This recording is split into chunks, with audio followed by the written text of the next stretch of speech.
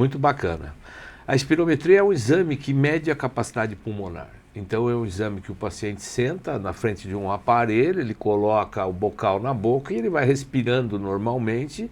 E aí o técnico que está realizando o exame, ou o médico, por exemplo, pede para o paciente encher o peito o mais rápido possível e soprar esse ar o mais rápido possível.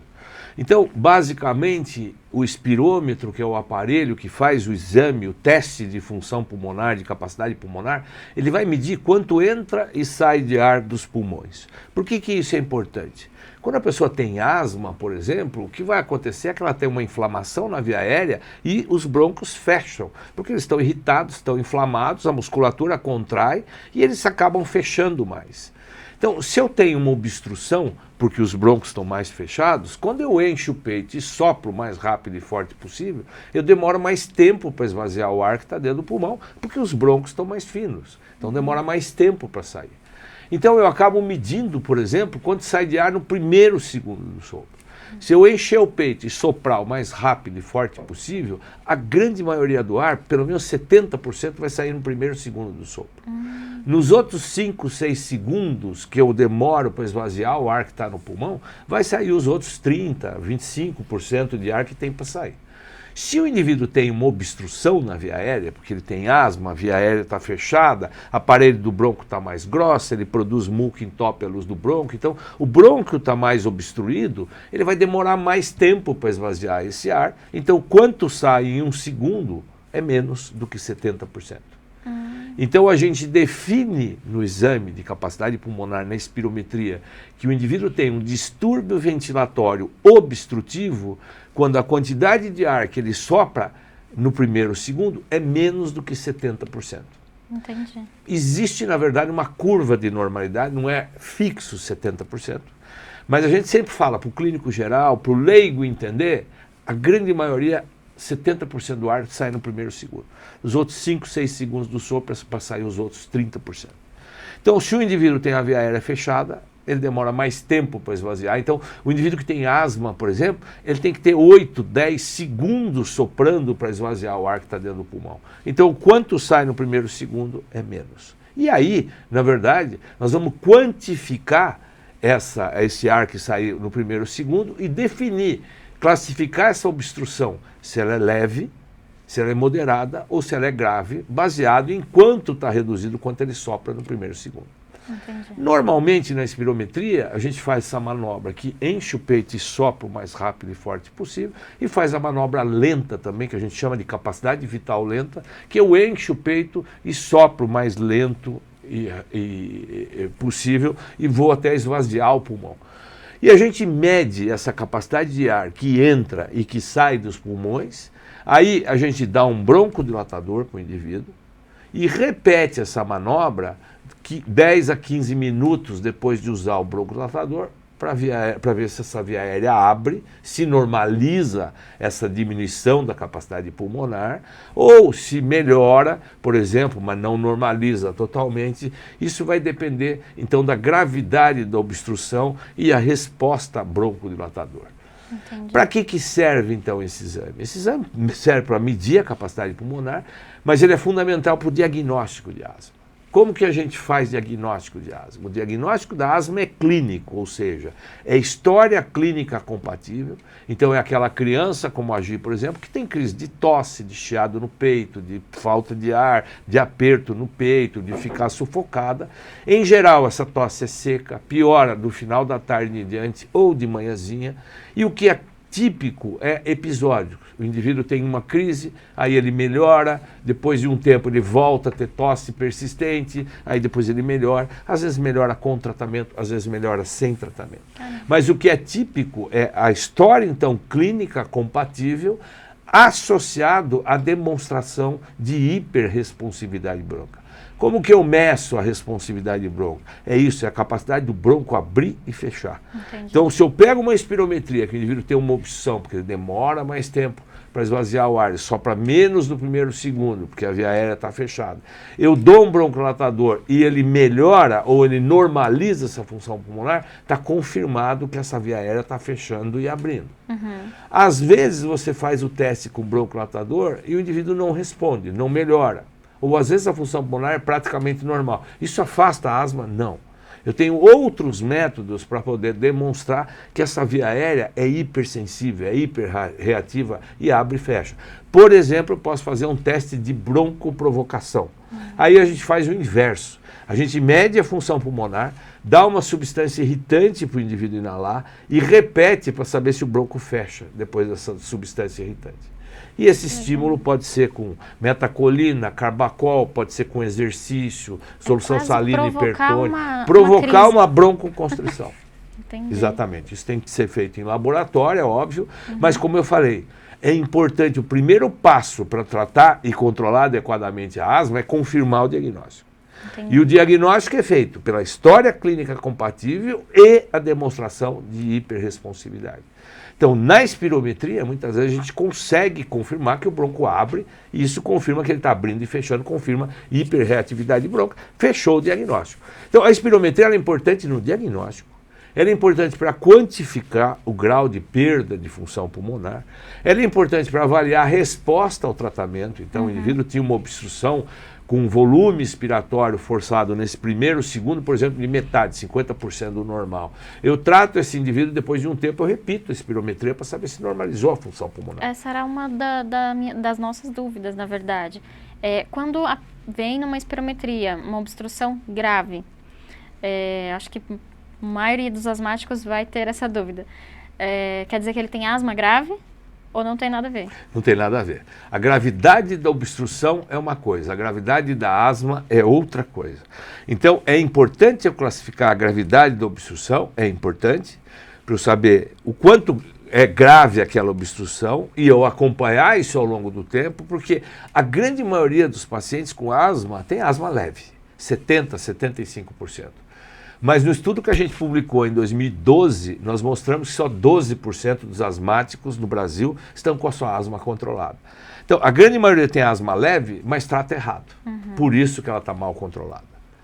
A asma grave, o que é asma grave? Então, muitas vezes o indivíduo está perdendo função pulmonar, mas não necessariamente ele é grave, ele não está usando nada, ele não está tratando. Você começa a tratar esse indivíduo, muitas vezes ele recupera essa perda de função pulmonar. A gente não sabe quem vai perder definitivamente função pulmonar. Existem indivíduos que vão tendo um remodelamento dessa via aérea. Essa via aérea vai levando a obstrução e essa obstrução fica fixa. O indivíduo não recupera mais, especialmente na asma grave. A gente não sabe quem tem ou não obstrução fixa. Então é importante tratar adequadamente, não só para não ter crise, para não ter sintoma, para ter uma qualidade de vida normal, mas para não perder função pulmonar, não ficar remodelado e não ter limitação lá na frente. Porque muitas vezes a criança maltratada hoje vai virar um adulto com asma grave. Agora, o que é gravidade na asma? Gravidade significa quanto de remédio eu tenho que dar para controlar a asma. Então, se o indivíduo controla com uma dosezinha baixa de corticoide inalado e usa broncodilatador de vez em quando, tem asma leve. Agora, se o indivíduo precisa de uma dose mais alta de corticoide inalado, associado a broncodilatador, para controlar, ou mesmo assim não controla, isso é grave. Então, grave é quanto de remédio eu tenho que dar para controlar, ou se eu tenho que dar muito remédio e mesmo assim o paciente não controla. Isso é grave. Continua tendo crise, né? Continua tendo crise, continua tendo exacerbação, continua tendo sintoma, perda de função pulmonar. Então, gravidade quer dizer quanto de remédio eu tenho que dar para controlar aquela doença, tratado adequadamente, checando todos aqueles fatores de descontrole. Então, é o que eu falei, quando a gente pega o indivíduo que tem asma mal controlada, então acho que é importante para o indivíduo asmático entender o que é controle e o que é gravidade, porque as pessoas confundem. Controle é um estado da doença, é um estado que eu avalio em geral nas últimas 4 semanas. Existem 3 ferramentas validadas para a língua portuguesa para eu avaliar o controle. Então são as 4 perguntas da GINA, por exemplo. Você tem sintoma diurno, você tem sintoma noturno, você tem limitação de atividade, você usou broncodilatador nas últimas 4 semanas. E aí você vai pontuar e classificar em asma incontrolada, parcialmente controlada ou não controlada.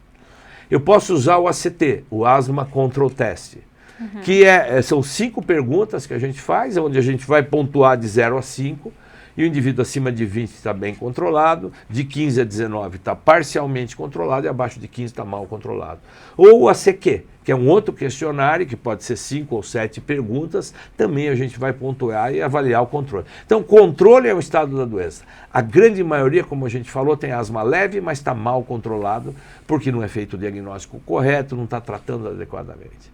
Agora, a gravidade não. É quanto de remédio eu tenho que dar para controlar. Então, é grave aquele indivíduo que tem que usar dose alta de remédio para controlar, ou que mesmo usando dose alta não controla adequadamente. Muito bom. Então, esse marcador que vem na espirometria é para uma outra...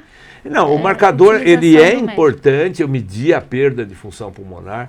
A espirometria é fundamental, então, para diagnóstico de hiperresponsividade associado à história clínica. É importante para eu quantificar o grau de obstrução. Eu vou repetir essa espirometria para acompanhar o tratamento e ver a melhora, se vai normalizar ao longo do tempo ou não. Eu vou fazer espirometria todo ano para saber se meu paciente está perdendo função pulmonar e quanto ele está perdendo por ano.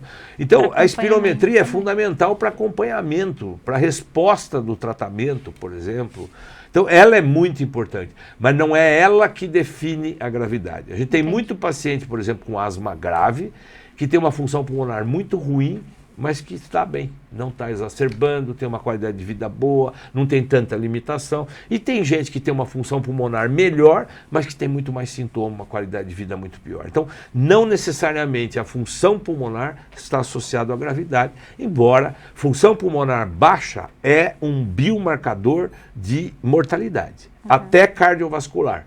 Se o indivíduo tem capacidade pulmonar baixa ou volume expiratório forçado, que é o quanto ele sopra de ar no primeiro e segundo baixo, isso está associado à maior causa de morte, não só respiratória, mas cardiovascular também.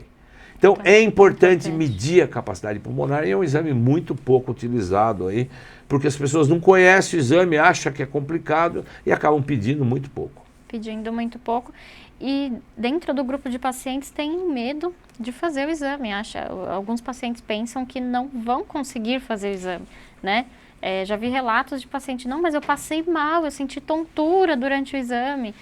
E ali começa aquele medo, aquela confusão, né? É complicado, por isso que é importante, na verdade, a gente aprender a lidar, né, com os medos e crenças de cada um. É um exame chato de ser feito, porque é um exame que depende do esforço da pessoa. E quem está fazendo o exame, o técnico, o agente fazendo o exame, só pelo gráfico no computador você consegue saber se o indivíduo está fazendo a força que dá para soprar ou não. Não é a capacidade em si, é o jeito de soprar que tem que ser correto. Então não é um exame que o indivíduo deita lá e que o aparelho faz o exame sozinho, como um eletrocardiograma ou um ultrassom, que é o médico que vai estar olhando e fazendo o exame. Não, esse é um exame que você tem que encher e soprar o mais rápido e forte possível, você tem que botar toda a força na hora de soprar. Então a gente olhando a manobra no computador, a curva, às vezes, sabe que o indivíduo não está conseguindo fazer como tem que fazer, e se o exame não for feito com aquela técnica adequada, a gente acaba subavaliando a capacidade pulmonar e o exame não serve. Então a técnica durante o exame é muito importante. Muitas vezes a gente tem que fazer o indivíduo soprar 8, 9, 10 vezes para conseguir pelo menos 3 curvas aceitáveis, reprodutíveis, que foram realmente adequadas para a gente interpretar a capacidade pulmonar. Então é um exame chato, precisa ter muita paciência, o técnico que faz precisa ter muita paciência, mas é um exame muito importante então do indivíduo fazer, para a gente entender como ele está hoje e no futuro seguir essa função pulmonar e poder ajudar da melhor forma possível a manter ou recuperar essa perda de função pulmonar. Porque é isso que quantifica a perda de função pulmonar, que é uma das consequências, não só a curto prazo, quando você tem uma crise, a capacidade pulmonar cai porque o bronco fecha, mas a longo prazo, se o indivíduo tem uma inflamação e essa inflamação não está sendo bem tratada, a via aérea vai fechando, vai remodelando e o indivíduo às vezes ao longo de 20, 30, 40 anos, perde muita função pulmonar, chega lá, na idade adulta vai ter falta de ar e muitas vezes você não consegue recuperar. Sim. Então é importante acompanhar a espirometria ano a ano, repetir progressivamente no mesmo indivíduo para entender o que está acontecendo, se o tratamento está sendo efetivo ou não, além dos outros parâmetros que a gente usa, é claro. Sim. Doutor, e no caso de pessoas que utilizam algum medicamento contínuo? Por exemplo, os inalatórios. É necessário deixar de fazer uso para fazer o exame? Depende muito da função do exame. Então, se é um exame, por exemplo, eu confirmar o diagnóstico, o ideal é não estar usando nada. Entendi. Se é o exame que eu quero avaliar se o indivíduo tem resposta à hiperresponsividade bronca, se ele usou no dia, por exemplo, broncodilatador, a chance de dar fechado é menor. E quando eu uso o broncodilatador, a chance de responder também vai ser menor. Então, o ideal é não usar o tratamento, principalmente se eu estou pedindo uma espirometria para confirmar o diagnóstico de asma. E como eu falei, o diagnóstico é história clínica associada à demonstração que o bronco abre e fecha. Então eu faço espirometria, mostro que está fechado, dou um broncodilatador, mostro que abriu, eu confirmo que tem hiperresponsividade. Agora, se o indivíduo usou o remédio no dia, principalmente quando ele usa um corticoide com um broncodilatador, e dá normal, pode estar normal porque ele usou o remédio, e não porque seria normal.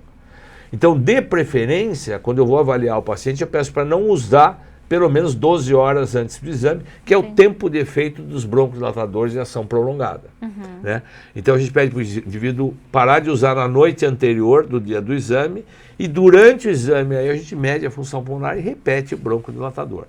Agora, muitas vezes eu estou acompanhando aquele paciente, eu peço para ele usar o remédio, por exemplo, o paciente tem uma perda de função pulmonar muito grande. E eu quero saber se o remédio está sendo efetivo melhorando. Então, muitas vezes eu peço para ele usar no dia para eu ver com o remédio se a função pulmonar ficou normal ou não. Sim. Ou se ainda está abaixo do normal, se eu posso aumentar esse tratamento para tentar recuperar mais essa perda de função pulmonar. Então, depende muito da função do exame, para que o exame está sendo pedido. E é muito importante a gente fazer uma anamnese junto com o exame para entender por que o colega médico, por exemplo, está pedindo esse exame, o que ele quer ver, e a gente poder interpretar se tem que ter usado ou não o broncodilatador no dia. Interessante, doutor.